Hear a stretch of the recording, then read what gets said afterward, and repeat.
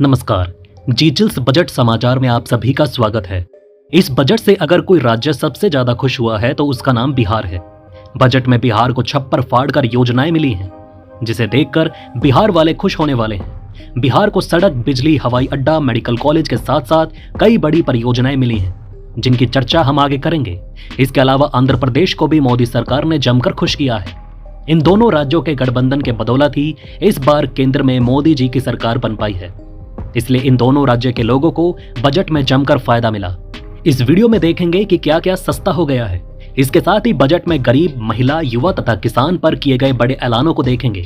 इसके अलावा subsidy, PM Awas Yojana, आदिवासी ग्रामीण विकास, इंटर्नशिप, छात्र लोन, कृषि, रोजगार, पर्यटन से जुड़ी कई बड़ी घोषणाएं की गई हैं। लेकिन आगे बढ़ने से पहले आप सभी के लाइक और कमेंट के लिए दिल से शुक्रिया।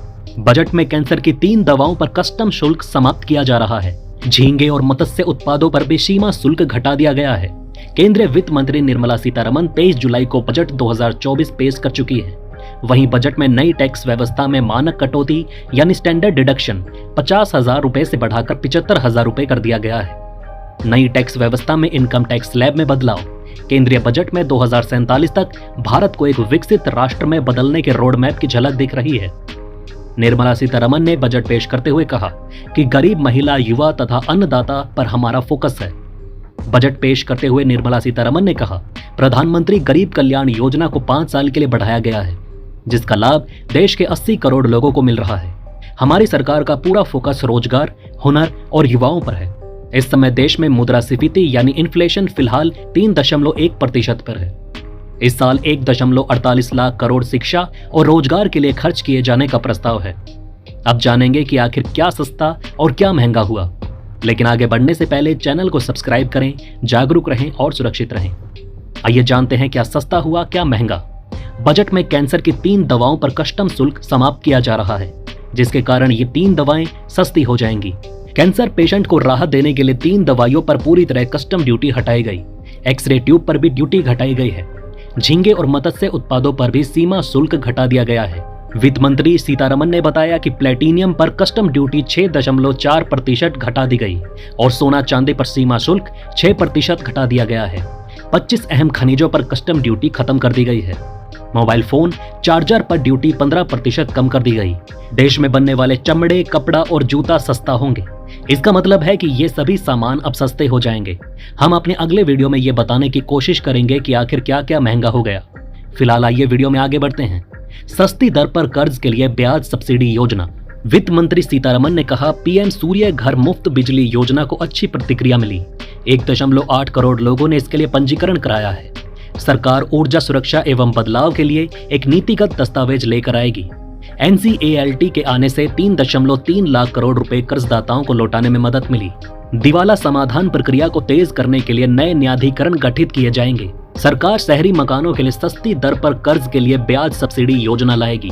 पीएम आवास योजना शहरी 2.0 के तहत 1 करोड़ परिवारों को 10 लाख करोड़ रुपए के निवेश से आवास मुहैया कराए जाएंगे। वित्त मंत्री निर्मला सीतारमण ने बताया, पीएम जनजातीय उन्नत ग्राम अभियान शुरू होगा। आदिवासी बहुल गांवों, परिवारों के लिए विशेष योजना लाई जाएंगी। महिला केंद्रित विकास के लिए 3 लाख करोड़ से अधिक 2.66 लाख करोड़ ग्रामीण विकास के लिए दिए जाएंगे। 5 साल में 1 करोड़ युवाओं को इंटर्नशिप। 100 शहरों में औद्योगिक पार्क बनाए जाएंगे। औद्योगिक कॉरिडोर योजना में भी 12 पार्क मंजूर। देश के 100 करोड़ शहरों में पेयजल सैनिटेशन की योजना लाई जाएंगी। आंध्र प्रदेश और बिहार को क्या मिला? बजट में आंध्र प्रदेश को 15,000 करोड़ की वित्तीय सहायता दी जाएगी। बिहार में बार बार पुल टूटने की खबर आ रही थी, इसलिए बिहार की सड़कों के लिए 26,000 करोड़ रुपए का प्रावधान है।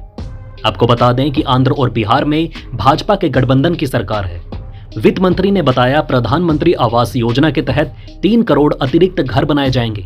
नए हवाई अड्डे, मेडिकल कॉलेज बनाए जाने की योजना है। पूर्वी क्षेत्र में औद्योगिक कॉरिडोर बनेंगे, जिससे अर्थव्यवस्था पर सकारात्मक प्रभाव देखने को मिलेगा। उन्होंने कहा, 21,400 करोड़ रुपए की लागत से बिहार के पीरपैंती में 2400 मेगावाट का नया बिजली संयंत्र स्थापित करने सहित बिजली परियोजनाएं शुरू की जाएंगी। बिहार में नए हवाई अड्डे, मेडिकल कॉलेज और खेल बुनियादी ढांचे का निर्माण किया जाएगा। बहुपक्षीय विकास बैंकों से बाहरी सहायता के लिए बिहार सरकार के अनुरोधों पर शीघ्रता से काम किया जाएगा। सीतारमण जी ने कहा कि हमारी सरकार ने आंध्र प्रदेश पुनर्गठन अधिनियम में प्रतिबद्धताओं को पूरा करने के लिए प्रयास किए हैं। राज्य की पूंजी की आवश्यकता को समझते हुए हम बहुपक्षीय एजेंसियों के माध्यम से विशेष वित्तीय सहायता की सुविधा प्रदान करेंगे। चालू वित्त वर्ष में भविष्य के वर्षों में अतिरिक्त राशि के साथ 15,000 करोड़ रुपए की व्यवस्था की जाएगी। वित्त मंत्री ने आगे कहा कि हमारी सरकार पोलावरम सिंचाई परियोजना के शीघ्र पूरा होने और वित्त पोषण के लिए पूरी तरह प्रतिबद्ध है, जो आंध्र प्रदेश और उसके किसानों के लिए जीवन रेखा है। छात्रों को 10 लाख रुपए तक का लोन। मोदी सरकार ने युवाओं पर बजट में खास फोकस रखा है। बजट में छात्रों के लिए 10 लाख रुपए के लोन का प्रस्ताव रखा गया। सरकार की तरफ से उच्च शिक्षा के लिए 10 लाख रुपए तक के लोन के लिए वित्तीय सहायता की घोषणा की गई। वित्त मंत्री ने घोषणा की, वर्कफोर्स में महिलाओं की भागीदारी बढ़ाना प्राथमिकता होगी। कृषि में डिजिटल ढांचे को मजबूती देंगे। वित्त मंत्री सीतारमन ने कहा, हमारी सरकार की कृषि, रोजगार, सामाजिक न्याय प्राथमिकताएं हैं। हमारी प्राथमिकताओं में शहरी विकास, ऊर्जा सुरक्षा भी शामिल है। कृषि क्षेत्र की उत्पादकता और क्षमता प्राथमिकता। दलहन तिलहन की उत्पादकता भंडारण बढ़ाएंगे और 30 फसलों की 109 किस्में जल्द मिलेंगी। हमारा लक्ष्य तिलहन उत्पादों में आत्मनिर्भरता हासिल करना है। कृषि में डिजिटल ढांचे को मजबूती देंगे ताकि उत्पादकता बढ़ सके। 400 जिलों में फसलों का डिजिटल सर्वे होगा। रोजगार, हुनर और युवाओं पर फोकस। बजट पेश करते हुए निर्मला सीतारमन ने कहा, प्रधानमंत्री गरीब कल्याण योजना को 5 साल के लिए बढ़ाया गया, जिसका लाभ देश के 80 करोड़ लोगों को मिल रहा है। हमारी सरकार का पूरा फोकस रोजगार, हुनर और युवाओं पर है। इस समय देश में मुद्रास्फीति फिलहाल 3.1% पर है। इस साल 1.48 लाख करोड़ शिक्षा और रोजगार के लिए खर्च किए जाने का प्रस्ताव है। पर्यटन क्षेत्र में निजी निवेश। निर्मला सीतारमन ने बताया कि पर्यटन क्षेत्र में विदेशी निवेश आकर्षित करने के लिए पर्यटन और आतिथ्य उद्योग में स्वचालित मार्ग से 100% विदेशी प्रत्यक्ष निवेश की अनुमति संबंधित नियमों और कानूनों के अंतर्गत दी गई है। वित्त मंत्री ने 30 लाख से अधिक आबादी वाले बड़े शहरों के लिए ट्रांजिट आधारित विकास योजनाओं का प्रस्ताव रखा। पर्यटन विकास के लिए गया से विष्णुपाद मंदिर और बोध गया में महाबोधि मंदिर के आसपास गलियारा विकसित किया जाएगा। बजट में 9 क्षेत्रों पर काफी फोकस रहा। वित्त मंत्री ने कहा कि मौजूदा बजट को प्राथमिकताओं के लिए याद रखा जाएगा। वित्त मंत्री ने कहा कि बजट में 9 क्षेत्रों पर फोकस किया गया है।